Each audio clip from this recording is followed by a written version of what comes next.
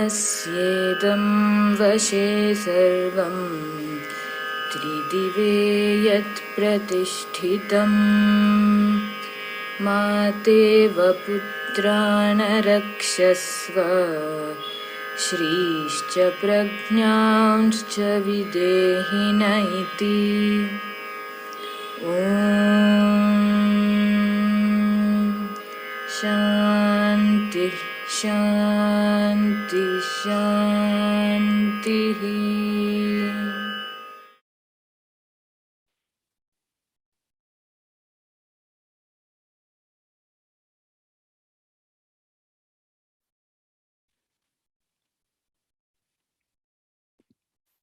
You have to unmute, Gagana.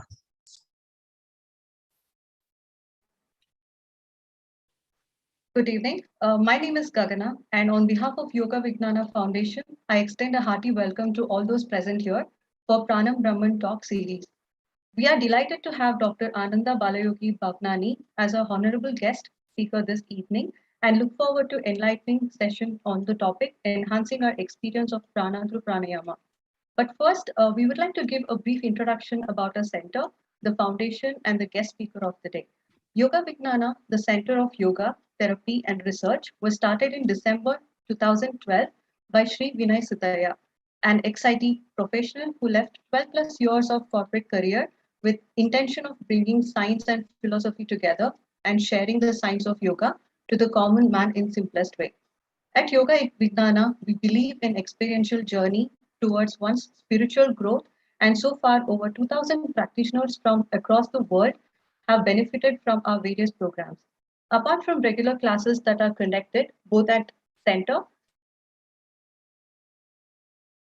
both at center and online for beginners and experienced practitioners, we do specialize in yoga therapy, conduct many in-depth yoga and health workshops for seekers of yoga teachers, meditations, yoga retreats, silent trek, etc. Yoga Vijnana Foundation is a non-profit organization under Yoga Vijnana, which has been set up with idea of making the society a better place through spreading the science of yoga. Three main categories of activities that we plan to undertake under foundation are spreading the knowledge of yoga, holistic education, yogic education. The main aim of the foundation is to make the knowledge of yoga and health accessible to as many people as possible and intends to cover places such as orphanages, old age homes, etc. In accordance with vision of the foundation, we have now arranged for a series of talks called Pranam Brahman, meaning Pranam is Brahman. In this talk series, we will try to unlock the secrets of food, healthy eating from different perspectives. Let me now take the privilege of introducing Dr. Ananda Balayogi Bhavanani to you all. Dr. Ananda Balayogi Bhavanani is the Director of Center of Yoga Therapy Education and Research, Professor of Yoga Therapy at Sri Balaji Vidyapeeth University, Pondicherry, and currently is a member of numerous expert committees of Ministry of Ayush. Being a classical Indian vocalist, a percussionist, a music composer, and a choreographer of Indian classical dance, his talents are boundless. He is recipient of Doctorate of Science in Yoga from Swasa Yoga University and is also a recognized PhD guide for yoga therapy. He is gold medalist in medical studies with postgraduate diploma in both family health as well as yoga. Also a fellow of Indian Academy of Yoga. He is the chairman of both International Center of Yoga Education and Research at Ananda Ashram, Pondicherry, and Yoganjali Natyalam, the premier institute of yoga and Carnatic music and Bharatanatyam, Pondicherry. He is the first Indian to be recognized as at IAYT certified yoga therapist by International Association of Yoga Therapists, USA. In addition, he is also the honorary advisor to International Association of Yoga Therapists, Australian Association of Yoga Therapists, World Yoga Foundation, and Geetananda Yoga Associations of Worldwide. He authored 19 DVDs, 26 books, and 32 compilations on yoga. He has published more than 300 papers, compilations, and abstracts on yoga and on yoga research in national and international journals. He is also a major presenter at yoga conferences in the USA, UK, Europe, South Asia, Australia, and New Zealand. With this brief introduction, I want to welcome you all again to the talk and hand over to Dr. Ananda. Over to you, sir.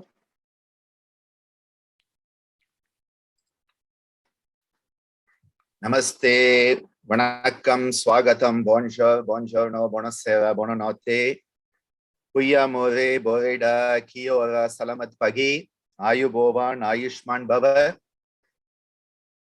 A warm welcome to each and everyone who is part of this evening's coming together. I would like to request that the participants put on your videos when possible so that I know who I am talking to.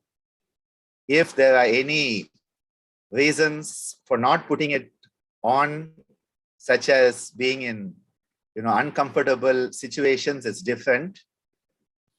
But I am a person who loves to know who I am addressing, and I thrive on the responses I see on screen. Because we are not in person, otherwise I would see all of you out there. So whenever possible, please keep your videos on unless there's any compromising situation where you cannot. Let me begin by invoking the wonderful Guru Parampara that enables us to have this wonderful life-transforming teachings of yoga itself. Om.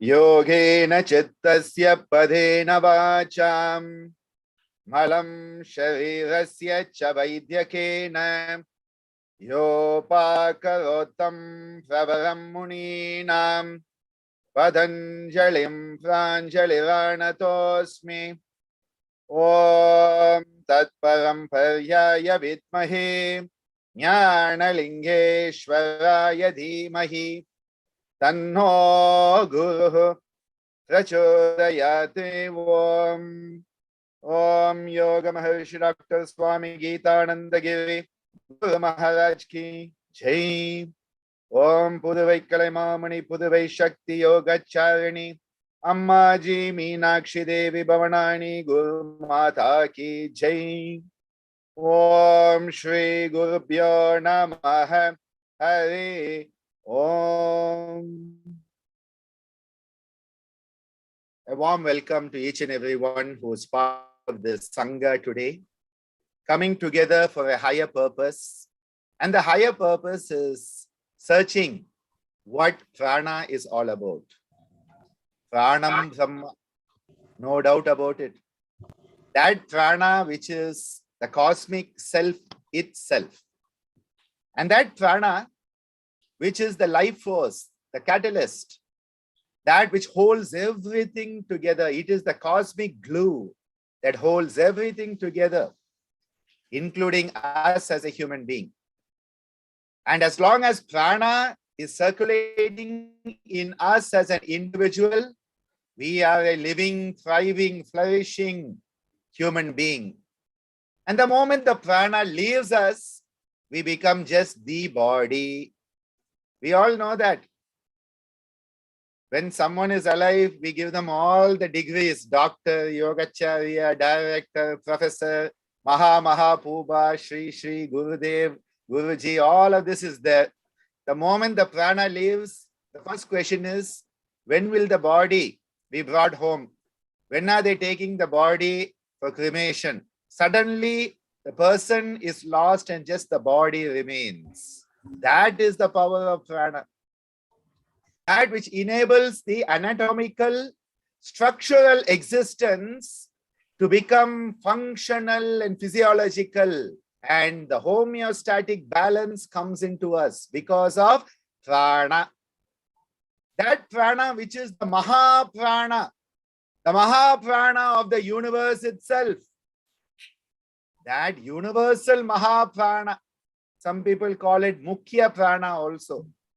That Mahaprana, it starts to become an individual Jiva Prana when we take the first breath of life.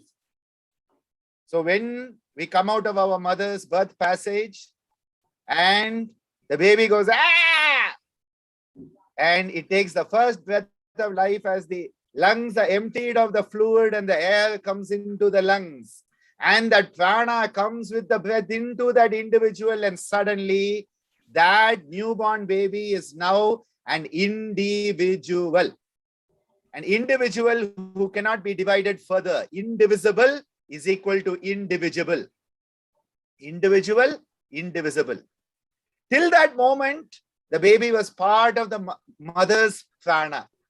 The baby was part of the mother's prana, the maternal fetal unit, as we call it in modern medicine.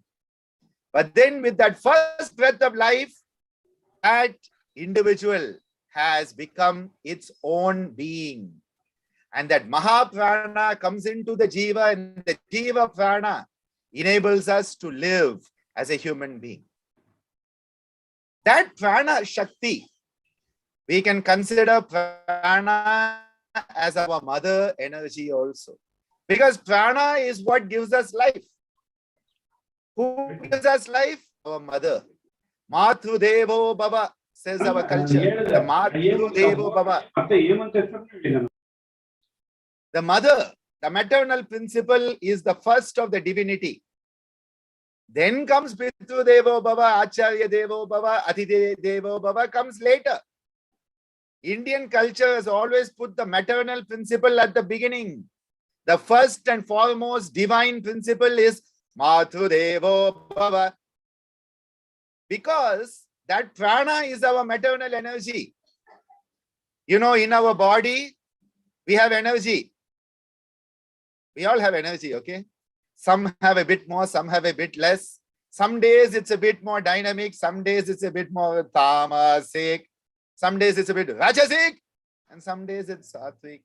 You know, tamasic, rajasic, sattvic. You know, that is how the energy flows. But whether you have energy or not, how much your energy is manifesting or not, depends on your mitochondria in your cell. Every cell has the powerhouse of the cell.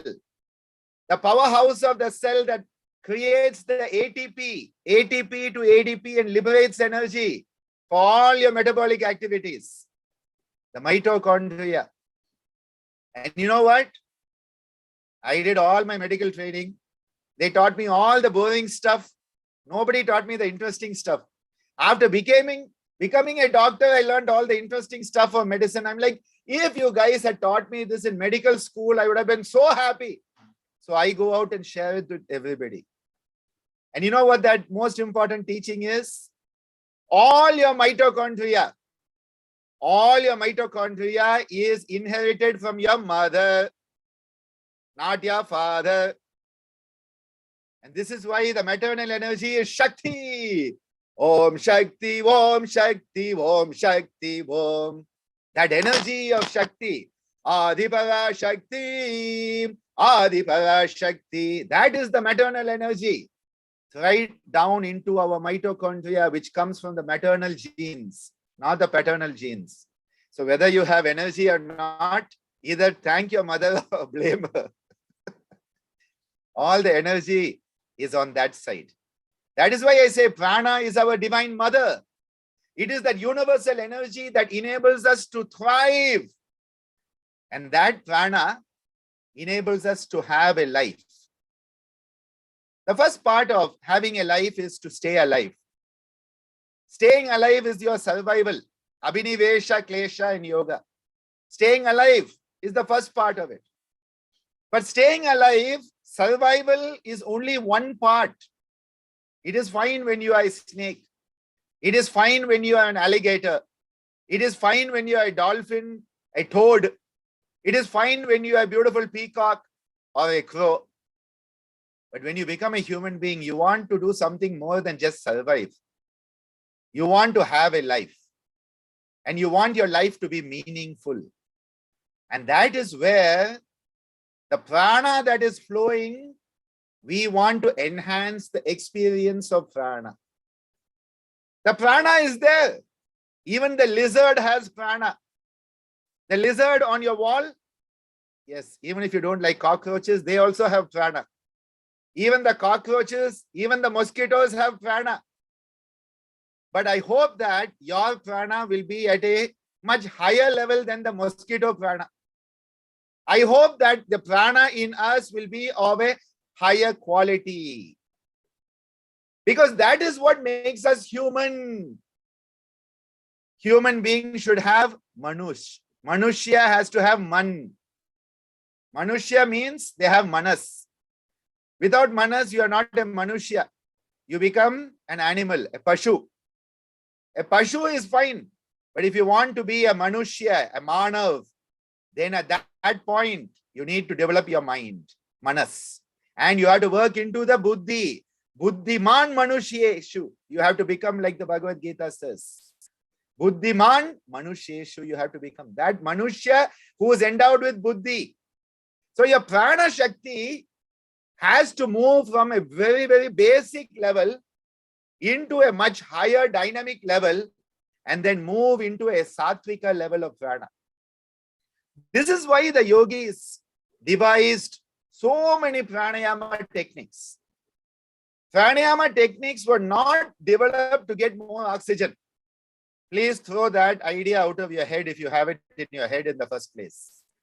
Pranayama techniques were not devised to get more oxygen. You say, sir, but this morning in a talk for Chhattisgarh Yoga Commission, you said by doing Pranava Pranayama, oxygen saturation level goes up in COVID patient. Yes, oxygen saturation will go up in COVID patient if you do proper Pranayama. But that is not the goal of Pranayama. That is the side benefit of Pranayama. We have to realize what is the goal of yoga and what are the side benefits of yoga. Modern medicine, every drug I give you as a modern medical doctor has an effect and also it has side effects. And most of the side effects are unpleasant, unwanted. But in yoga, you have side benefits, which are all positive spin-offs.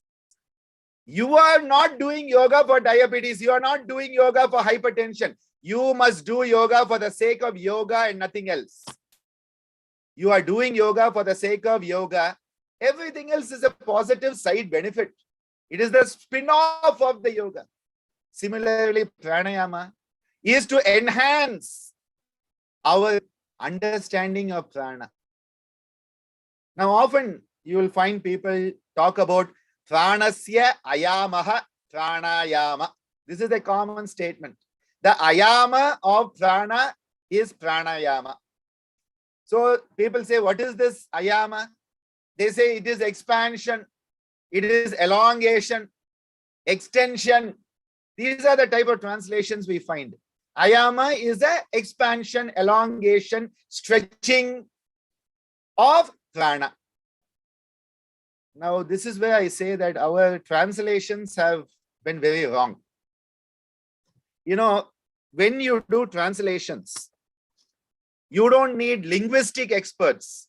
You need subject experts. And all our Indian cultural traditions in Samskrita, in all the regional languages, be it Tamil, be it Kannada, be it Telugu, be it Marathi, be it Kashmiri, be it Bengali, these have to be translated by subject experts, not language experts. You know, if you look at the formula H2O, okay, we all know this. I take a very simple formula, H2O. Now, the moment you look at that, because you are trained in chemistry and you have some general knowledge, the moment I say H2O, you say, sir, that is water. Why do you know H2O is water? Because you have subject knowledge. Now, if you don't have subject knowledge and you look at H2O, you will translate H2O as only H2O. You will say H2O is a new word. And so then you will say A, B, C, D, E, F, G, H, H, I, J, K, L, M, N, O, P, Q, R, S, T. You know, you'll start going from H to O. Because you have translated H to O as from the letter H to the letter O because you are a language expert. I'm giving you this ridiculous example. I love to give ridiculous examples to show how ridiculous we have been in translating our scriptures. Because the language expert says O, H2O. It means start with H, H-I-J-K-L-M-N-O. This is what they mean by H2O. No, H2O means water. This is why it is essential that we have a re-look at all our scriptural translations. When we say ayama is expansion, the question comes, we are expanding prana. We, me, I am going to expand prana by doing pranayama. Yama, prana is already expanded. Prana is already the cosmic catalyst. Prana is already every place.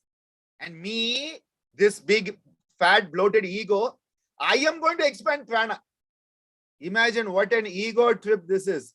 By doing pranayama, I'm going to expand prana. Who are you to expand prana?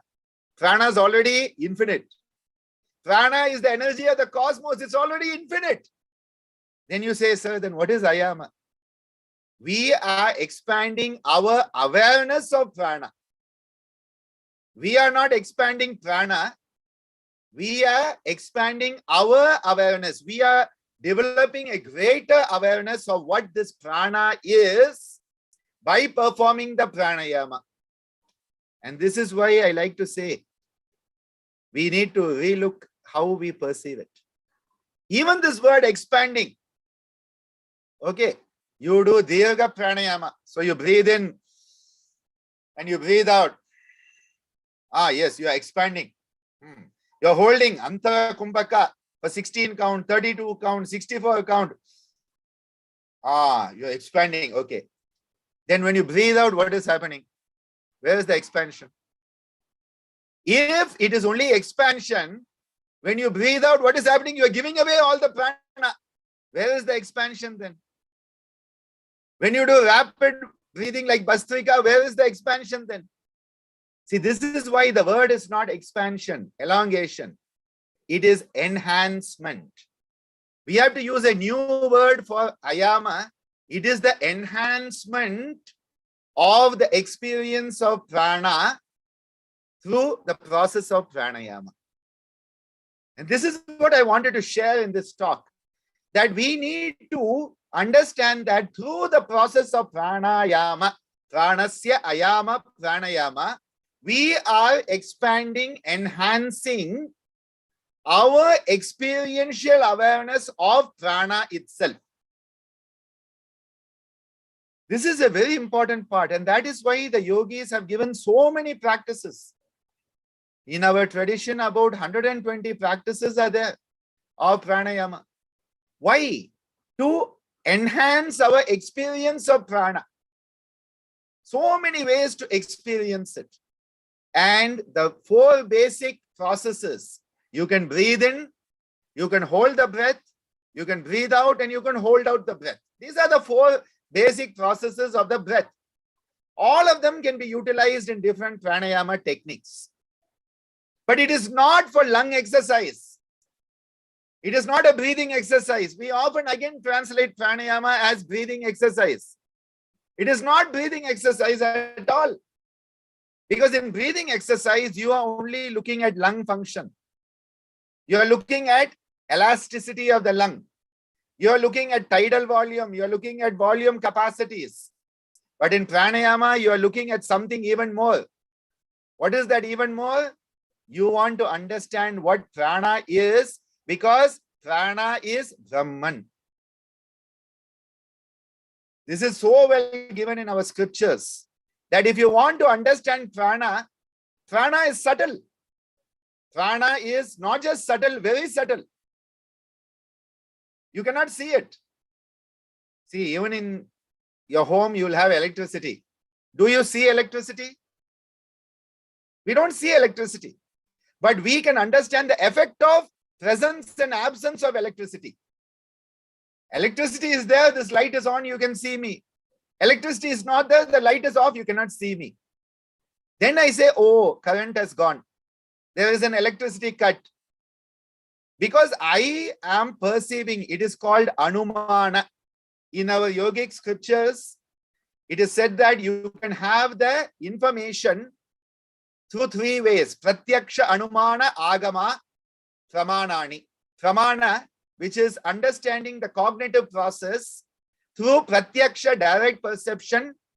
Second is Anumana, by inference. So we know that electricity is on or off by inference.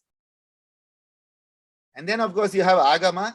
You ask somebody, like if I ask you now, in Bangalore, is there electricity or not? And you tell me, I trust you, it becomes Agama. Okay. Pratyaksha is, I know there's electricity here because I'm perceiving the light, Anumana. So there's no Pratyaksha. The only time you have Pratyaksha is if you put your finger in the electrical socket and you will have an electrical shock, and then you have Pratyaksha. You know the presence of electricity because you have had a shock. But even then, it is not really Pratyaksha, still Anumana. Because you had a shock, you know there is electricity. So the Pratyaksha component is very minimal. Now, if that is for electricity, imagine for prana, that is million times more subtle than electricity. That is why pranayama is enhancing our capacity to experience what prana is. That prana can be experienced through the breath. Because the breath, which is related to the wind, vayu, is the physical manifestation of the prana. So the physical manifestation of the prana is the vayu, and vayu is also the physical manifestation of Brahman itself. Our Vedic literature tells us this again and again.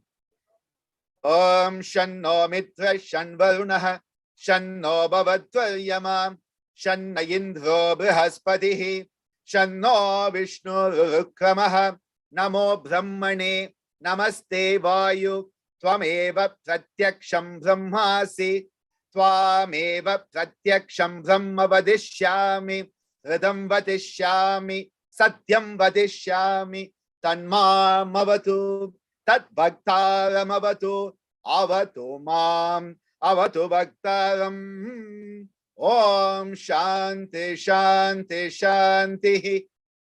In that it is clearly given. Namaste Brahmane. Namaste Vayu. Tvameva Pratyaksham Brahmasi. I have understood you are the manifestation of Brahma. Tvameva Pratyaksham Brahma Vadishyami. I'm going to go and spread this word. I'm going to talk about it. I'm going to let others know. Hridam Vadishyami, in tune with the cosmic Hridagum Satyam Param Brahma. That is the truth, the Ritu that I'm going to express from the heart. Hridagum Satyam, I'm going to say, Satyam Vadishyami. So when we are performing pranayama, it is not a breathing exercise. We are utilizing the breath as the vehicle for understanding the pranic flow in order to enhance our experience of what prana truly is. All of this is happening in pranayama. And no wonder you can imagine why I get so agitated when people call pranayama breathing exercise. When they call asana physical exercise, you can imagine why I get agitated. People say, why is Dr. Ananda so angry? I am like, you are ill-treating my mother. Yoga is my mother. You are ill-treating my mother. You are abusing my mother. You think I'll keep quiet? I cannot keep quiet if you abuse my mother and ill-treat her. Same with yoga. Yoga is my mother. It is not a breathing exercise. It is not a physical exercise. Because it is more about what is happening inside. It is an antara yatra, not a bahira yatra. It is an internal journey. Yoga is all about the internal journey. Inward, forward, upward. Inward, forward, upward. That is the journey happening. And so what is happening? The yogis, these great scientists, today we talk about scientific validation of yoga. What we are doing in scientific validation is peanuts. What we are doing is peanuts. The real validation was our rishis. They were the mantra drishtas. They had the perception that was in tune with the cosmos to such an extent they understood the essence, that is Tattvamasi, Aham Brahmasmi. They understood the importance of Prajnanam Brahmam. And they taught us Shivoham, Shivoham, Shivoham, Soham, Satchitananda Swarupoham, Shivoham, Shivoham, Shivoham, Soham, Satchitananda Swarupoham. They understood the essence. They said, I want all of you to have it. They said, it is not enough if I know it.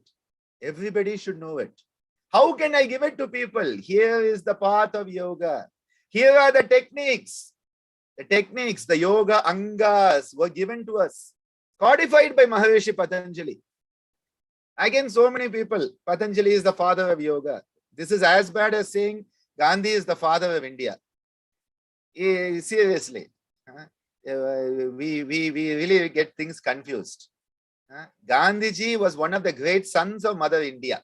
Finished, full stop. This whole idea of father of a nation, father of yoga, often you find it on the internet. The father of yoga is Patanjali. I'm like, seriously. Long before Patanjali, even Lord Krishna in the Bhagavad Gita says Yoga Shastra is Puradana. He says it is timeless and ancient even in Krishna's time. And that is at least 5,000, 6,000 years ago we are talking about. Patanjali is about 2,000, 2,500 years ago we are talking about. Tomorrow somebody will say, so-and-so is the father of yoga, and they will give some new name of all the great Mahapubhas in yoga today. No. Patanjali codified the yoga darshana. He gave us a systematic structure by saying there are all these angas. And what is the purpose of the anga? Not to reduce your BP, not to reduce your blood sugar, not to help stretch your gastrocnemius and hamstrings. Yoganga anushtanat ashuddhik shaye jnana deepti viveka kyate. He has given very clear definition of what is the purpose. The statement of purpose, the mission, vision statement has been given by Maharishi Patanjali. He says the yoga angas are there to remove the ashuddhi, all the mala shuddhi, nadi shuddhi, prana shuddhi, mana shuddhi, atma shuddhi, deha shuddhi, sharira shuddhi, every shuddhi you can think of. Ashuddhi shaye, so that the inner light, jnana deepti, will be there, so that you can start to see your journey inward. Remember, inward journey, you need the light bulb on inside. If it is dark inside, you don't know where to go. Jnana deepti has to come on so you can go in. And you have to have discernment. What is real, what is unreal? What is the truth, what is the falsehood? So that you can go from asatoma, sadgamaya, tamasoma, jyotirgamaya, mrityurma, amritangamaya. You should know the difference. Because if you are confused, if you are filled with avidya, you will confuse everything. Anitya you will think is nitya. Asuchi you will think is suchi. Dukkha you will think is sukha. And the anatma you will think is atma kyati. Anitya, asuchi, dukkha, anatmasu, nitya, suche, sukha, atmakyatir, avidya. And that is why jnana deepti has to come and viveka kyati has to be there. That is why yoga angas are there. Yama, niyama, asana, pranayama. That is why these angas are there. That is why pranayama is not a breathing exercise. Pranayama is there to enhance our understanding of what this prana is. To experience it, because yoga is a anubhuti shastra. It is an experiential traditional science. It is not just something you do. It is something that you have to experience. If I take this beautiful cup of herbal tea and say, enjoy it, you will say, Dr. Ananda, how can we enjoy it? Unless you give it to us. Now I can enjoy it.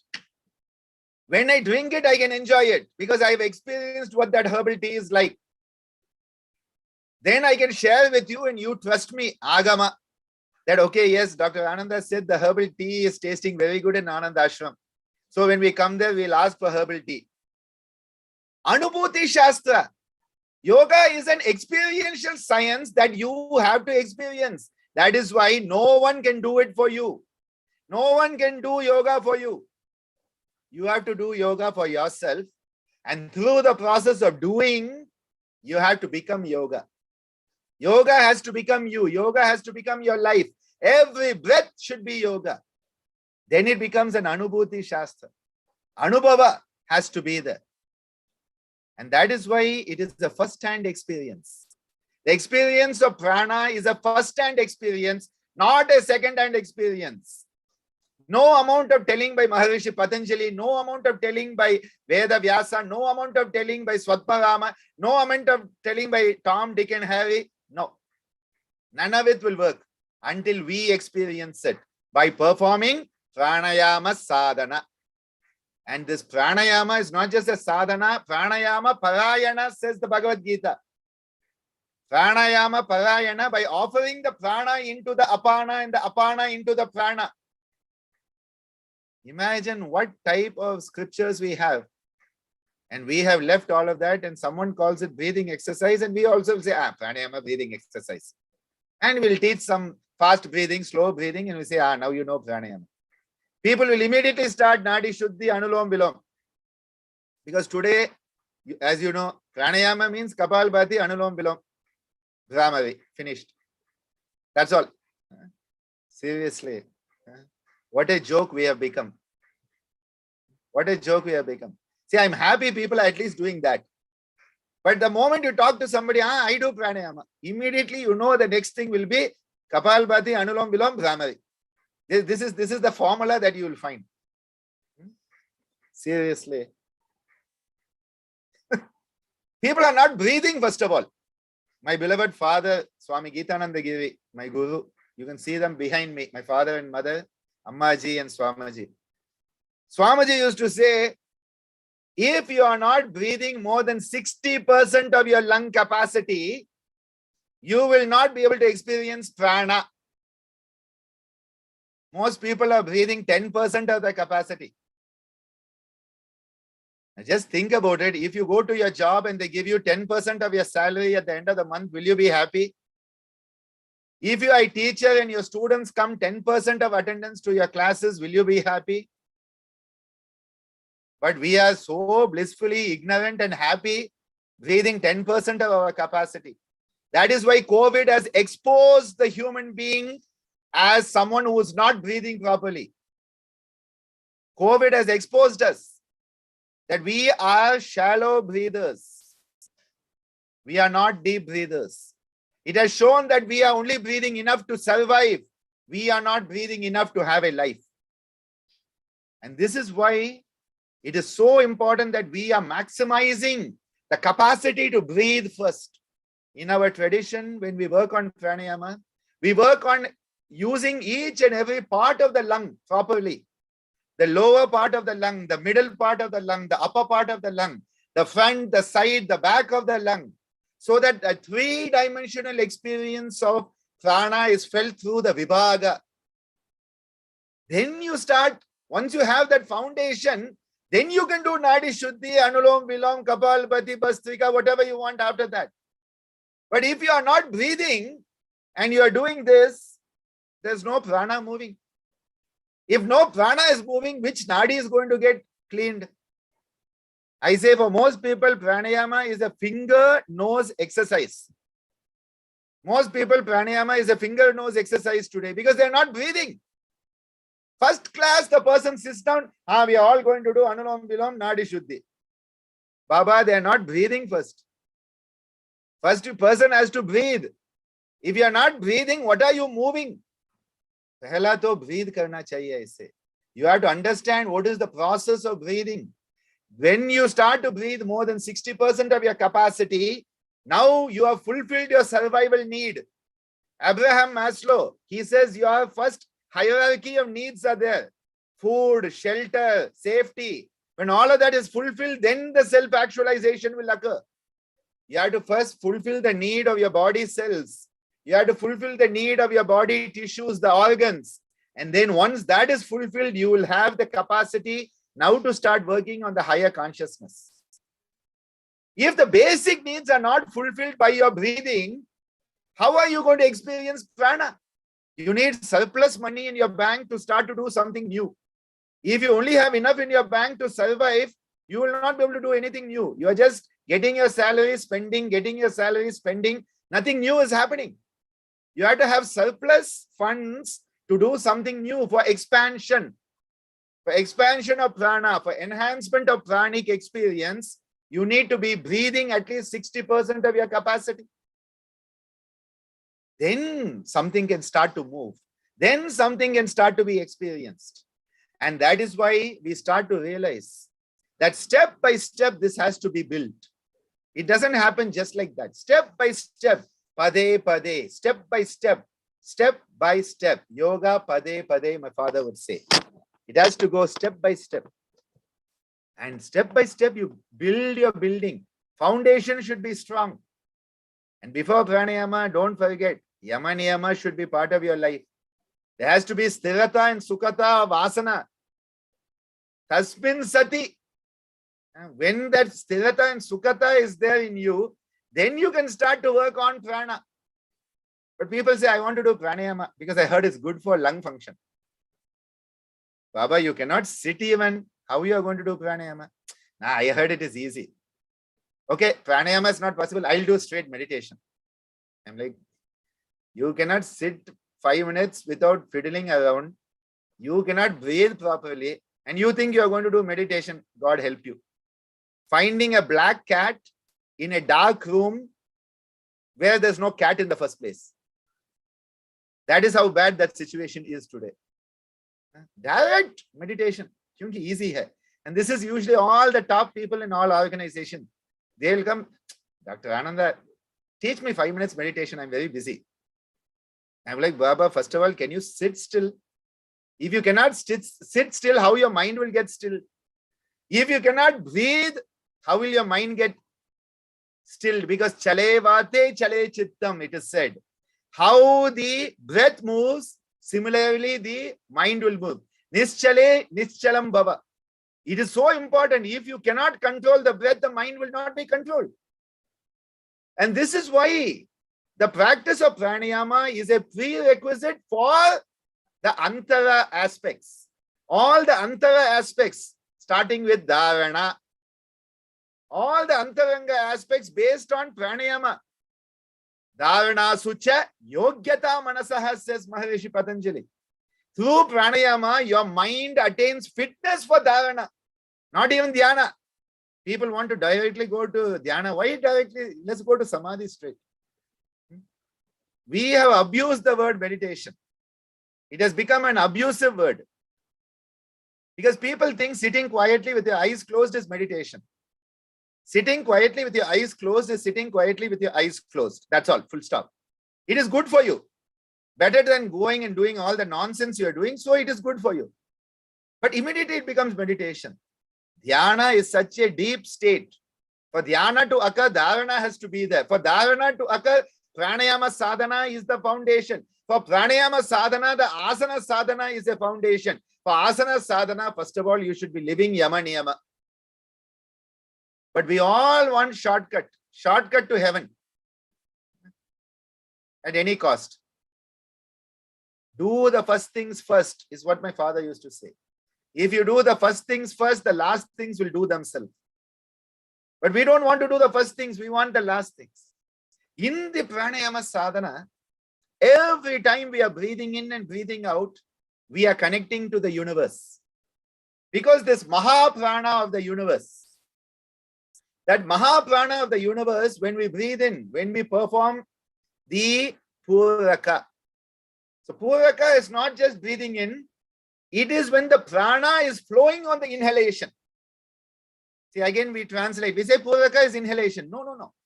Puraka is when you are experiencing the prana coming in through the inhalation. Simple inhalation is not Puraka. When your mind is there, because Yato mana tata prana. Where the mind goes, the prana will flow. So when your mindfulness is there and you are experiencing, as you breathe in, you are experiencing the prana come in, it becomes puraka. When you are breathing out and experiencing the flow of the prana going out, it is rechaka. When you are holding the breath in and experiencing the prana inside you, at that point it is antara kumbhaka or kumbhaka. And when you have breathed out and you're experiencing that state where you have given up the prana to the universe, at that point you experience the bahya kumbhaka. In our tradition, we call it shunyaka, because shunya, the vacuum state, is experienced.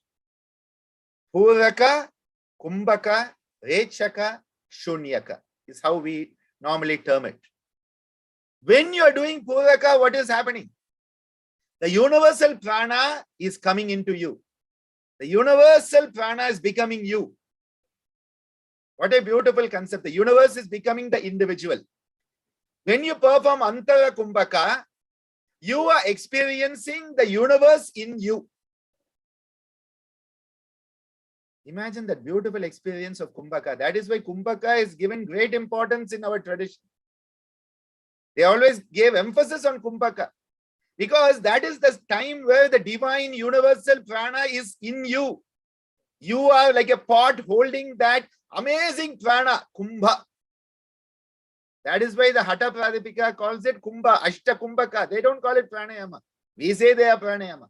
They call it kumbhaka because these are the practices where you can experience the divine, universal, unlimited prana in you.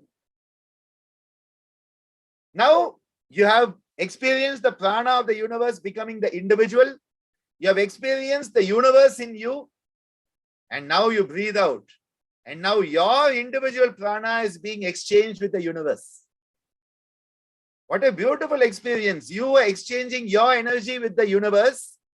And when you hold the breath out, you are experiencing yourself in the universe. You're not losing anything. I like to give the example of potential energy, kinetic energy for this. See, in physics, if I had a pendulum, the pendulum goes from one end to the other, that bob, okay? At this end, it is potential energy. At this end, it is potential energy. When it moves from here to here, it is kinetic energy. Here to here, kinetic. Kinesis means movement. Okay? So the kinetic aspects of pranayama are the puraka and the rechaka. Puraka and rechaka are the kinetic aspects of pranayama. Kumbhaka and shunyaka are the potential aspects of pranayama. So you think of those, the bob at two ends, antara kumbhaka, bahya kumbhaka.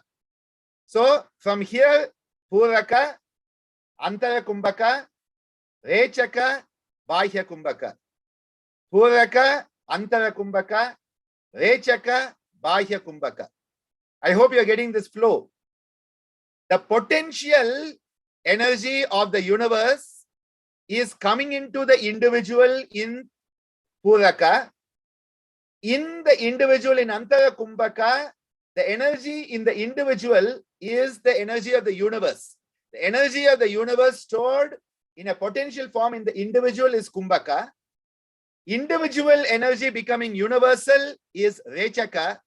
And now the individual energy stored in the universe as potential is shunyaka. And all this is happening. We are experiencing the universe becoming us and us becoming the universe. The universe becoming us becoming the universe. And here we experience ourselves in the universe, and here we experience the universe in us. The drop coming out of the ocean, the drop going back into the ocean. The drop coming out of the ocean becoming a drop is puraka. Now in that drop is the ocean, potentially, the kumbhaka. Now the drop again becomes the ocean, rechaka. Now that drop is in the ocean, shunyaka. This is the experience that every breath. So breathing out, you are not losing anything. You are gaining what it means for the drop to become the ocean. Imagine what a beautiful experience the shunyaka can be. The Bahya Kumbhaka is an experience of where you are in the whole universe. Antara Kumbhaka is an experience of what it feels like to have the whole universe in you. It is like your Vishwarupa Darshana that Arjuna had of Mahavishnu on Kurukshetra. That is why the power of the Kumbhaka, you have that Vishwarupa Darshana is there. And when you breathe out and hold out, it is a lesson in humility. You realize how you, the drop, has become the ocean. What a beautiful, that is why breathing out and holding out is a lesson in Atman Pranidhana, Ishvara Pranidhana. Rechaka and Bahya Kumbhaka, Shunyaka is a physical manifestation of Ishvara Pranidhana.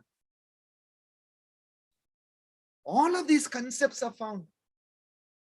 Now, even after this, if you want to call pranayama breathing exercise, I will have no choice but to move from ahimsa to himsa and punch you in the nose. Can you imagine? What intricate energy. This is pure physics. Our rishis understood the laws of physics because the laws of physics and the laws of metaphysics are no different. Maharishi Patanjali in his Vibhuti Pada, so many sutras are pure physics.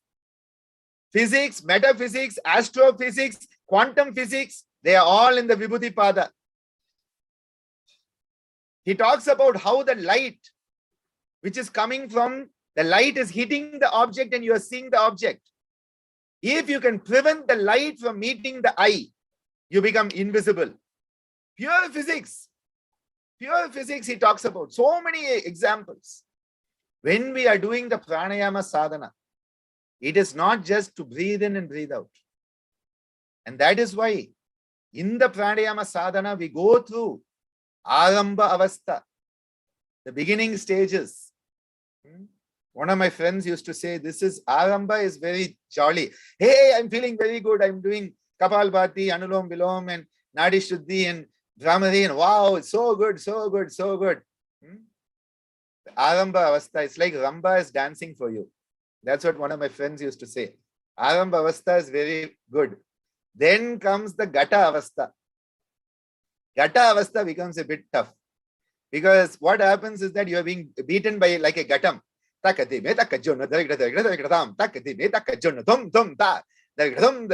are getting from all sides. You know, when the potter is making the pot, they have to hit it. Gata avastha. You are baking the pot. That is why it's called Gatastha Yoga. Baking the pot so that we are fit to be the receptacle for the whole universal divine. We have to be fit for it. Yogyata has to be there. Then after that comes the Parichaya Avastha. You are tested. Are you worthy for the goal or not? Have you the proper credits? Is your attendance there? Do you know the basics? You must know, desirable to know. All that in educational policy, all of that is tested in Parichaya Avastha. And the universe is a very unbiased, objective examiner when it comes to Parichaya Avastha. Darwin called it survival of the fittest.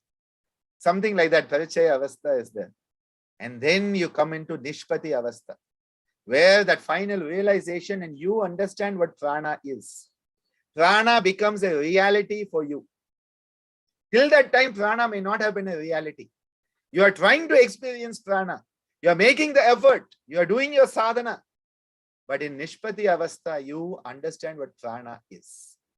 And that is why that pranayama sadhana has to go step by step. Aramba Avastha, Gatastha, Gata Avastha, Parichaya Avastha and Nishpati Avastha. And we have to understand every time we do a Puraka, it is an opportunity to experience the universe coming in. Every time we hold, the universe is held in us. Every time we breathe up, breathe out, the individuality being given up into the universe. And every time we hold out, we are experiencing ourselves in the universe. What is our context? What is our context in the universal plan, in the master plan of the universe? This is how the pranayama sadhana is there. And through this pranayama sadhana, we are enhancing constantly our experience of Prana Shakti.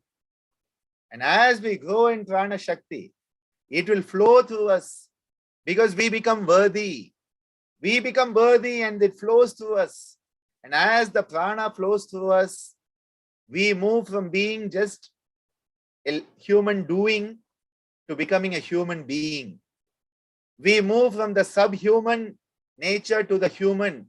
We grow into the humane and we start to manifest our divine nature also. This is the evolution that occurs as we start to grow in prana. This is what I wanted to share with you today in this topic. And I think we have a few minutes for any questions that may be there, if they are relevant. And I hope I have been able to give you a perspective of prana and its ayama from the yogic traditional perspective. Over to you now. Namaste, Guruji. Yes, Vaishali. I am a student of yoga, and sometimes there are so many terms that we get confused with all these terms. So you said that prana is Brahman. So can you tell me what is the meaning of consciousness, whether it is the same thing or it is different? Because it gets very confusing sometimes, these things. Thank you for that question. You know, the concept of consciousness is very different in the modern psychological perspective and in the traditional Indian psychological perspective. Because the modern psychology says that if you can see me and I can see you, we are both conscious. That is the modern perspective. But yoga and the Indian cultural perspective is that consciousness is an attribute of the Brahman itself. So in Vedanta, it is called the Brahman. In Yoga and Sankhya, we call it Purusha. So the concept of Purusha as being pure consciousness, Brahman as being pure consciousness, that is entangled with Prakriti for the sake of Bhoga and the experience. So when we talk about consciousness here, we are talking of a universal consciousness. And then that universal consciousness is having an individual experience through us. So we are having a conscious experience, but as a limited individual, which is finite. As an individual, our experience is finite, but as we expand, we attempt to grow into the universal consciousness. And Kaivalya is the state where once again, we are back in universal consciousness. So I hope this has clarified a little bit about what consciousness is. We talk of pure consciousness as Purusha or Brahman, but it is having an individual experience.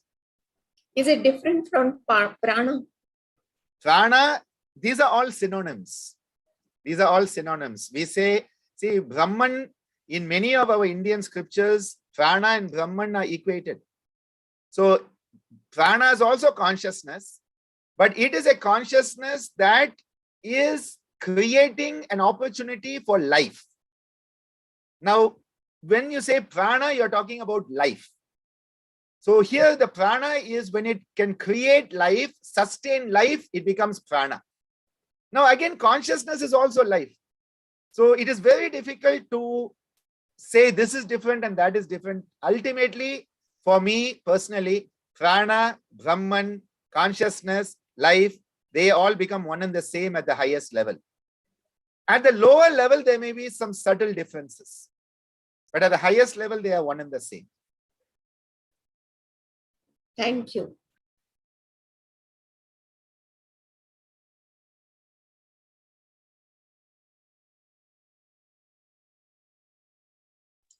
Any other questions? So I have a question with respect to pranayama. What should be our journey then? Where should we start getting into this? The first part of the journey, Gayatri, is that we need to learn how to breathe properly. Okay. So the first aspect is learning that we have different parts of the lungs, low, mid, and upper, Adama, Madhyama, Adhyama. Understanding we have front, side, and back of that, which means there are 9 vibhaga in each. Learning to mindfully breathe into these parts of the lung so that we are preparing a foundation on which then the different techniques can be done. Be it Nadi Shuddhi, be it Anulom Vilom, be it Brahmari, all of that is built on the foundation. So the first aspect is to learn to breathe mindfully into the different parts of the lungs, understand what it is to have the breath flow in and out of us.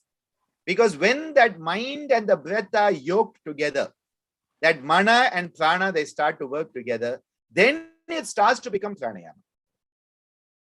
So then after that, the sadhana will continue, but the foundation has to be there. Because otherwise it is like trying to teach nuclear physics to a kindergarten kid. You know, absolutely. I totally agree. Yes. When we have gone through schooling and we have gone into, college and university, then we'll be ready for nuclear physics. But we have to go through the step by step. But everybody wants to directly become a nuclear physicist because they think that yoga is nothing. They think that pranayama is breathing exercise, kuch bhi karo. See, we have degraded our traditions. We have been responsible for the degradation of our traditions. We have to respect them. And this is not being a nationalist. This is not being a fanatic. No. This is someone who says we have to respect our traditions, because if we as Indians respect it, the world will respect our traditions. Yes. I believe if we don't go in that, yeah, I do believe in that, because if the journey is not proper, then we will not attain the target. I feel that. Absolutely. Thank you. Absolutely. Thank you very much. Yes. Thank you very much for the answer.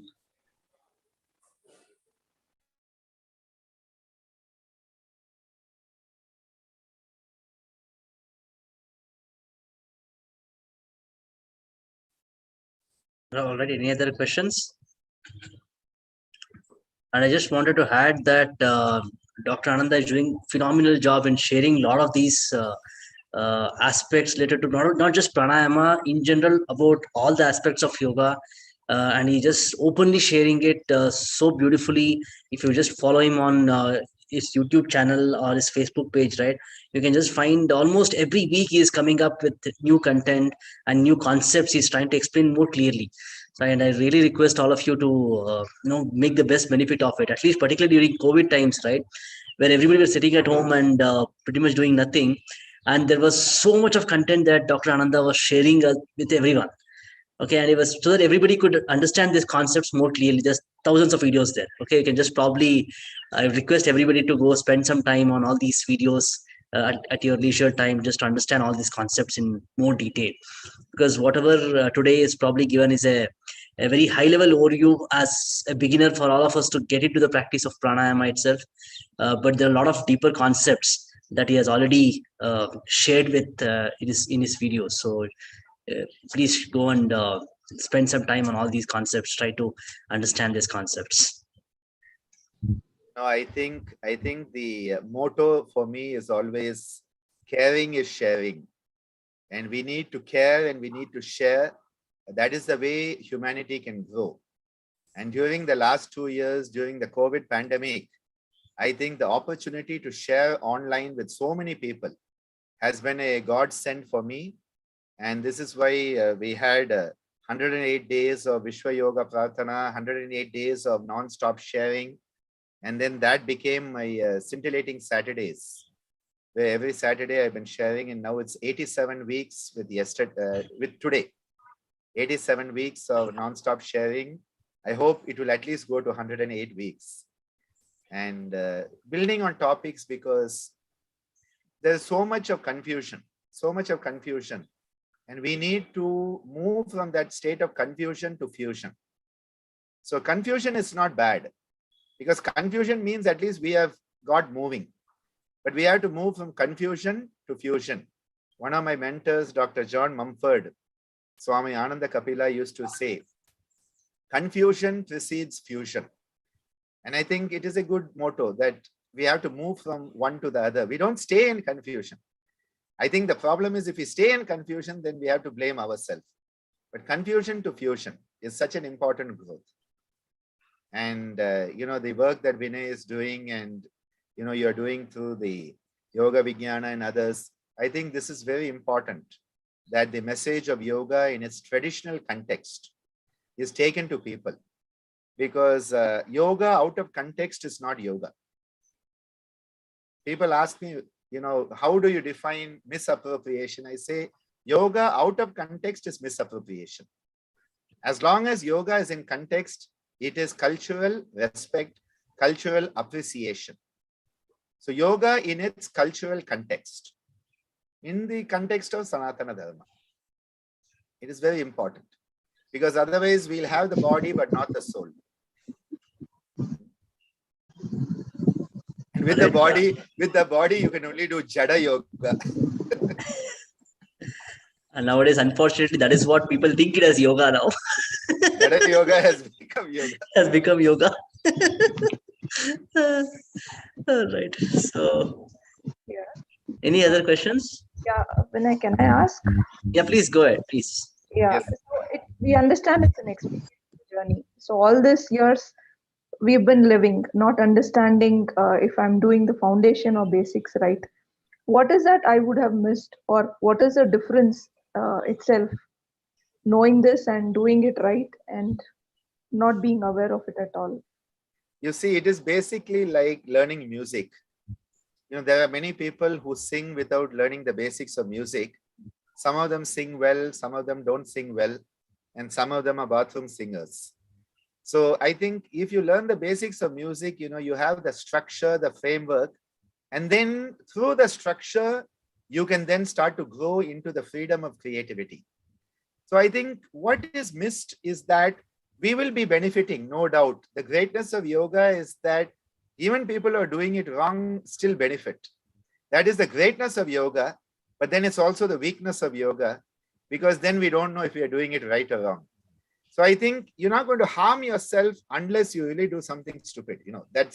And with pranayama, I know of people who have done something very, very stupid and harmed themselves. For example, people trying to do 16:64:32 ratio by reading a book without doing any sadhana. Directly they have tried and they have blown their mental fuse. So I've seen that as a doctor. I've seen those type of issues. But other than that, the safety mechanisms of yoga are inbuilt.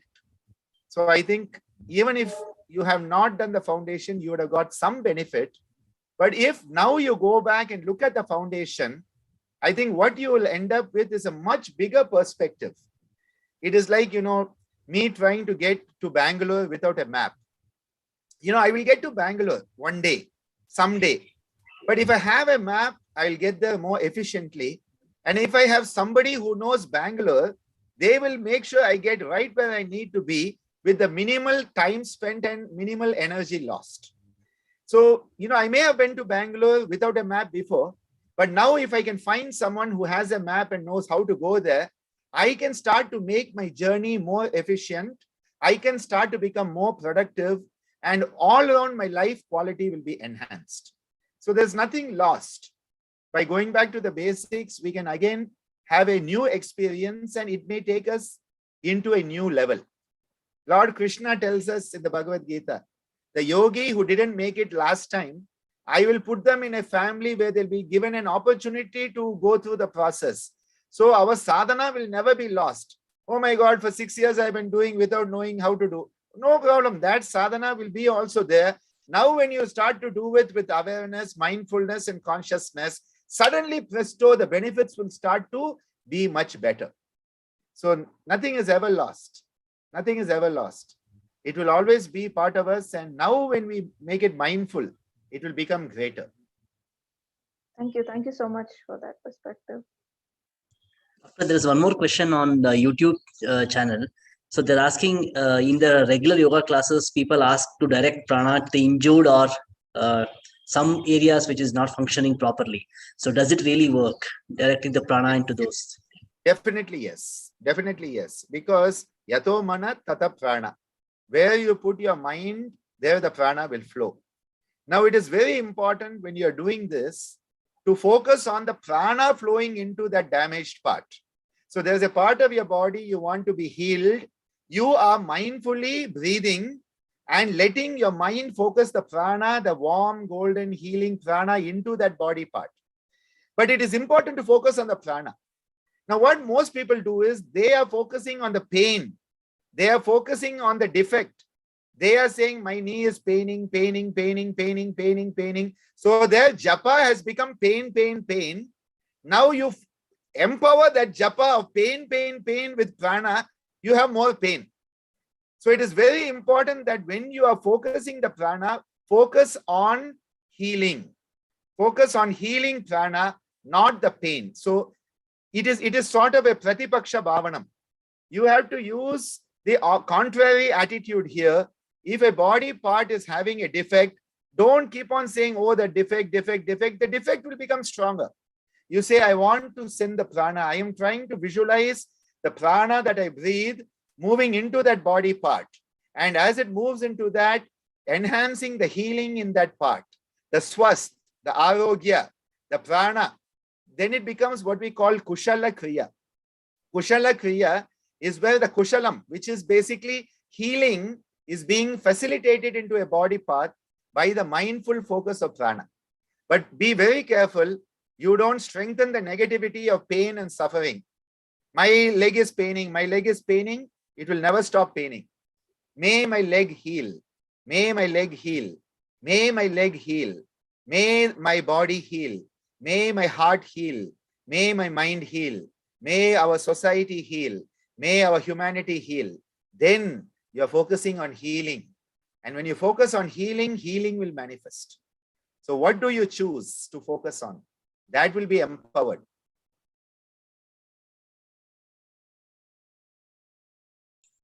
All right. So any other things? The mind is like a laser beam. The mind is like a laser beam. Never forget that. The laser beam can take a life and it can also save a life. Very true. Very true. All right. Any other questions? Because it's just a blissful opportunity for us to ask Dr. Ananda and clarify all our questions. Because yes, please go ahead. Please. Doctor, I have I feel that those 7 chakras. So we have this 7 sapta sargam, no? Sare, gama, padha, ni. So do you think these Sare, gama, padha, ni are related to 7 chakras? They are related. They are, of course, related. And they are not only related to the 7 chakras, they are related to the Sapta Dhatu, they are related to the Sapta Loka. All of these connections are there. But what happens is when people sing it, the mind has to be accordingly visualized. Sa, re, ga, ma, pa, ta, ni. And then when you are ready, sang, where you go beyond it all. That flow has to be there. But most people, they are singing up here. Especially this modern music. That has nothing to do. It is totally out of the head, out of the world. See, you have to be in that place. Sa has to be in Sa. That what we call that sthanam has to be there. Swara sthanam has to be there. Sa has to be in Sa, not in Ma. Ma has to be in Ma, not in Pa. Each has a place. And when the music, this is why our Indian music, based on the Sapta Swara, it is healing. That is why it is spiritual music. It is not just for pleasing the ear. It is not just for a party to dance. It is for the soul. The spiritual music of India is for the soul. And that is why when Tyagaraja sings, Shobillu Sapta Swara, he says, Nabi Trikantarasana. From the Nabi it starts, comes to the heart, comes to the throat, comes to the tongue and the nose. The 5-pronged approach of the music.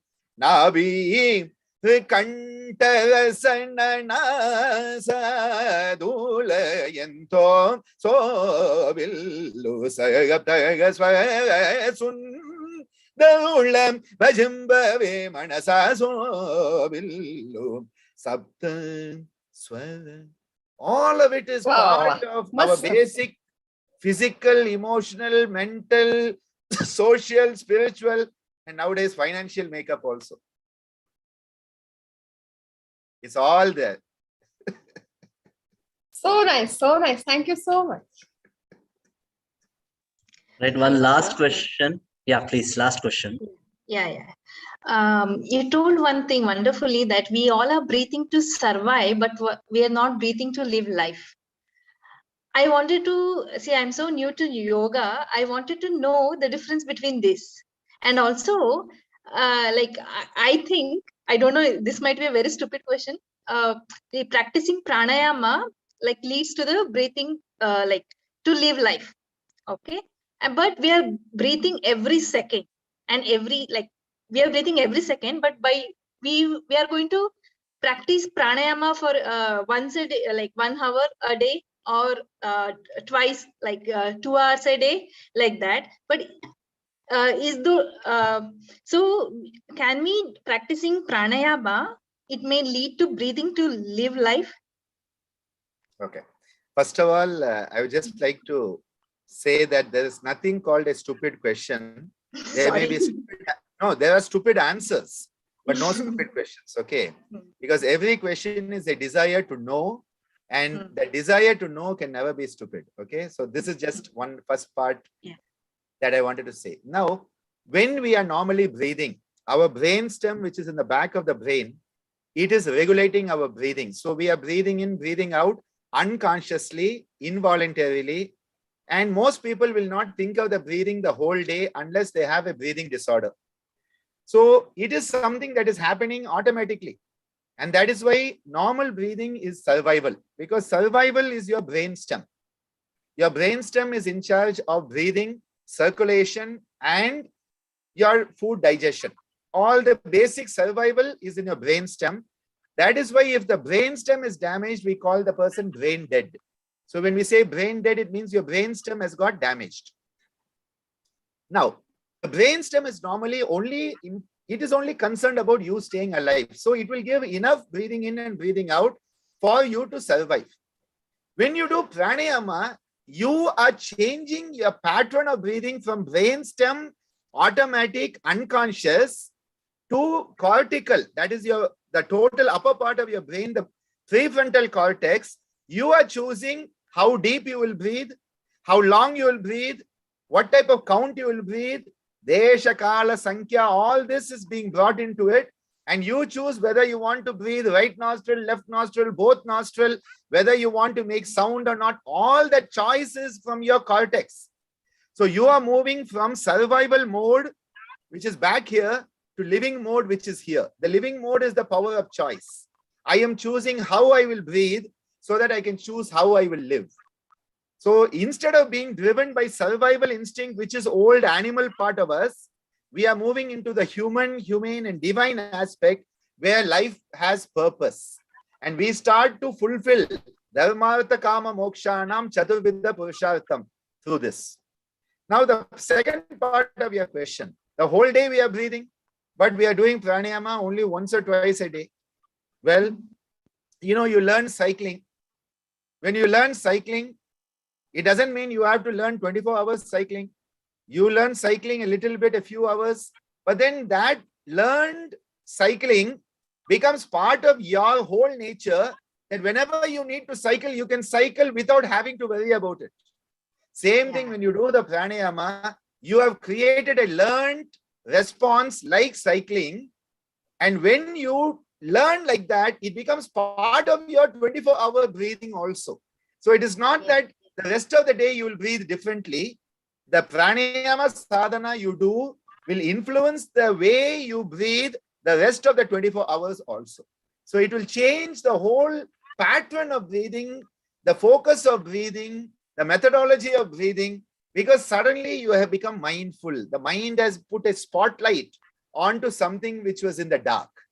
And once the light comes on, don't worry, it will only become brighter. Thank you very much. I'm so satisfied with your answer. Thank you.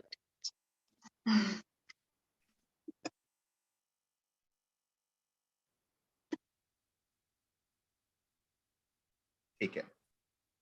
I think you're muted there, I think. Oh, sorry, I didn't notice that. So there is a question on the chat saying, how do you connect with you to learn pranayama from you? And there is also another question on YouTube saying that how much time is good enough for pranayama? Well, 24 hours. Okay. People ask me, how much time do you do your yoga sadhana? I say 24 hours. Because yoga is life. Pranayama is life. Prana is life. Now you may do 45 minutes, 1 hour per day. That's a different aspect. But every moment of your life is your sadhana. Your sadhana is not diverse from your life. So, we have to look at our physical constraints. We have to look at time constraints. But then as you start to work on it, every moment becomes your sadhana. So you grow in it. If you just type Bhavanani and yoga, you will find me all over the net. Because there are a few Bhavananis on this planet, but none of the Bhavananis are in yoga. So they are either into hair styling, Swapna Bhavanani, or other business activities and writing, but no Bhavanani is into yoga. They are usually into business. So if you find Bhavanani and yoga, you will get me on Facebook, YouTube, and you'll find a lot of stuff shared there. I think Ashwath, there's a question. I saw Yes. the hand go up. My name is Priya. Yeah, okay. Yes, I really it was very inspired by this lecture. I actually wanted to learn more, but I got the answer.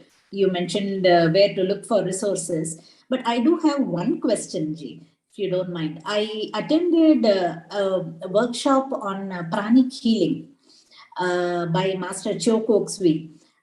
There are centers, and as I was once healed by a practitioner, and I felt the benefit also, and which is why I attended the workshop to learn it myself.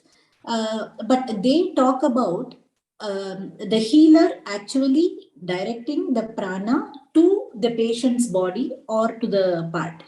But in your lecture, I came to understand that it is a self-practice. Swayam practice is what you mentioned. But is it possible to direct one person's prana energy to another?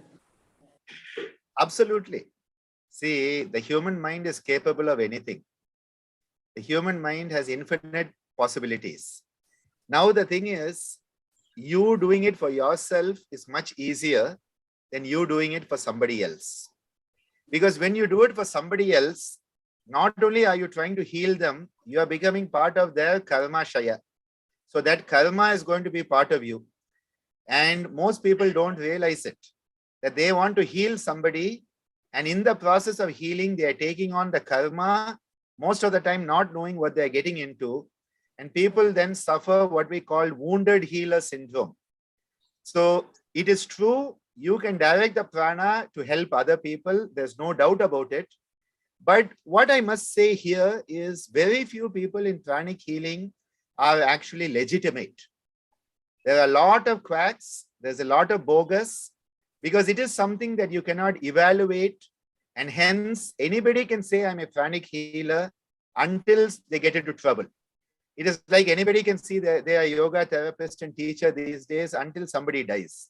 So the problem here is the science is valid. Pranic healing is valid. It is legitimate, but many people are misusing it for ego purposes, to swindle other people, and in the process are also unknowingly harming themselves by not knowing what they are doing. So you have to be very strong if you want to help somebody. If somebody is drowning in the water, I should know swimming to save them. If I don't know swimming and I also jump into the water, now you'll have two people dying instead of one person. So the same thing here, if you want to help somebody pranically, you have to have the strength of body, mind, and emotions, and constantly be doing your own sadhana. Otherwise, it is very difficult. Just to give you a humorous way, If somebody needs some money, you can transfer your money to their account. But to transfer money to their account, you should have some money in your account first. So keep your account balance good. Otherwise, the banks sometimes will take money out if there's insufficient balance also. True. Same thing with health, same thing with prana. That actually brings me to my second question. Is it possible to do this practice? You said that this is an energy, some kind of an energy, which can be transferred by seers to other people, not for beginners. I understand that. But is it possible to store this energy inside oneself? I don't think you can store, because, see, when we say store, we are like saying, I'm going to keep all my money in the bank forever. Now, what will happen if everybody kept the money in the bank? The world economy will fall. Because what is very important is, for economy of the world to survive, there has to be a flow of money constantly. Same way with the energy, there has to be an interactive flow of energy between all living beings, which is why you have the food cycle, which is why we have relationships, which is why we all breathe the same air, which is why we breathe out carbon dioxide and the trees give us oxygen, because there has to be a flow. If the tree says, no, I'm going to keep all my oxygen and not give you, you're not going to be able to live. If you say, I won't give out my carbon dioxide, the tree will not be able to live. So for me, I believe that we become a vehicle of the prana, and the cosmic prana is infinite, because energy can neither be created nor destroyed. Prana will never be created nor destroyed. It is ananta. It is anadi and ananta. It is, something that is nitya. It is eternal. But what we need to do is tap into it. Once you tap into it, it will flow through you. So you don't need to store it. My statement here is, I don't need to store it. It's like I don't have to store information in my head. If I can open up to the cosmos, the information will flow through me without me having to store it. So my understanding here is, you become a vehicle for the energy to flow through you, and whenever needed, it will flow as appropriate. Understood. Thank you. That was actually very clear. Thank you. All right. So I think we can go on for sure, and probably it will be even good for us to even listen to a concert of Dr. Ananda ji also. It's such a wonderful singer. So, but the time is valuable for all of us, so we have to put an end at one point for sure. So with this, I want to hand it over to Vidya to formally conclude the session from the Yogavijnana Foundation. Over to you, Vidya. Thanks. You have to unmute. Thanks, Bhavanani. It was a wonderful session by Dr. Ananda Balayogi Bhavanani in understanding the importance and power of prana. And thank you, sir, for helping us in search of prana.